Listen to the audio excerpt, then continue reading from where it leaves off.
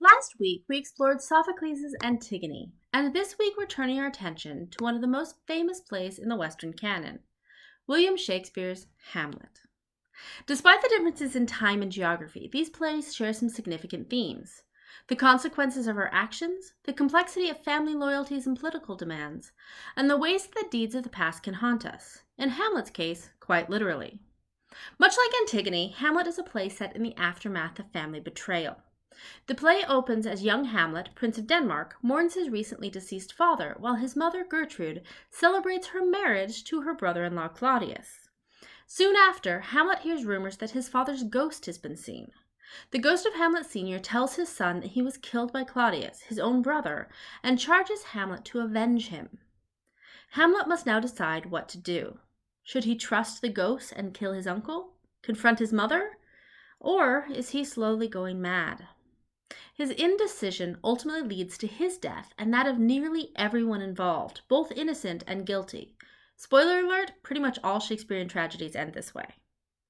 Both of these plays introduce the idea of the tragic hero. This is a hero who, like most heroic characters, is of noble birth.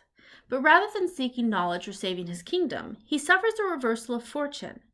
He always has a tragic flaw in his character, like Hamlet's indecisiveness, that serves to make the problem worse, and since he is a leader, his actions have far-reaching consequences.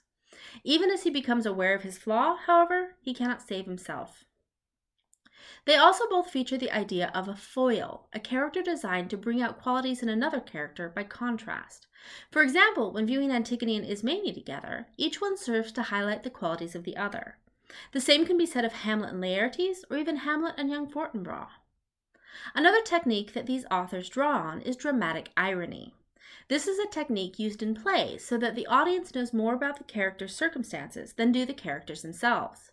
Pay particular attention to this in Act 3, Scene 3, as the audience becomes aware of something Claudius is doing in a way that Hamlet is not. Finally, this play is famous for its use of the soliloquy. This is a monologue in a play that is delivered to the audience and reveals the character's inner thoughts, emotions, or stratagems. The best known example in Hamlet is To Be or Not to Be, which will be the subject of this week's discussion board post. To help you understand this crucial moment, I've posted 3 different performances of the soliloquy. As you read Hamlet this week, think back to Antigone and consider how each playwright views the interaction of past, present, and future. Do these plays have the same message for us despite the differences in their performance?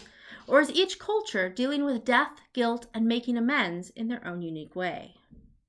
We tend to think of Hamlet as something to be read and studied in a classroom, but in Shakespeare's day this would have been a play very much intended for a broad audience, from the queen to the groundlings, those poor people who stood at the base of the stage. I've posted a mini documentary about Shakespeare's theater if you're interested in learning more about the performances. I've also posted a short video about how Shakespeare constructs text and uses language, including a quick review of the sonnet. I know the language can be difficult with Shakespeare, so do your best and never hesitate to ask for help if you need it. I've also posted a whole bunch of clips from various productions if you want to watch as well as read this week. They're all optional, except the ones you'll need to watch for your discussion board, but especially with the archaic language, it can be very helpful to see it performed.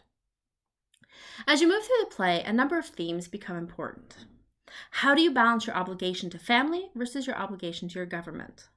How do you know who to trust and what is truth? Can you, as Hamlet insists, be cruel only to be kind? Or does your impact outweigh your intent? All of these are themes still relevant in our world today, which is one of the reasons that Shakespeare is still one of the most performed writers hundreds of years after his death. Another aspect of the story that continues to compel audiences is the question of Hamlet himself. In Act 2, Scene 2, Hamlet lays out a plan to trick Claudius into revealing himself by pretending that he is mad. Hamlet's theory is that by behaving insane, people would speak freely around him and reveal their secrets. In pursuit of this, Hamlet frightens his mother, emotionally abuses his girlfriend, and mocks his college friends Rosencrantz and Guildenstern. As we near the end of the play, though, the question arises, is Hamlet still pretending? Shakespeare peppers Hamlet's soliloquies with descriptions of genuine depression and suicidal ideations. In his first speech, Hamlet longs for his too solid flesh to melt away. His famous to be or not to be speech is explicitly asking, is it better to put up with the cruelties of the world or end it all? But the suggestions of Hamlet's mental instability don't end there. In Hamlet's witching time of night soliloquy, he's trying to talk himself out of killing his mother, and once he does confront her, he takes an action that changes everything. Pay attention to the end of Act 3. The image of Hamlet there is haunting.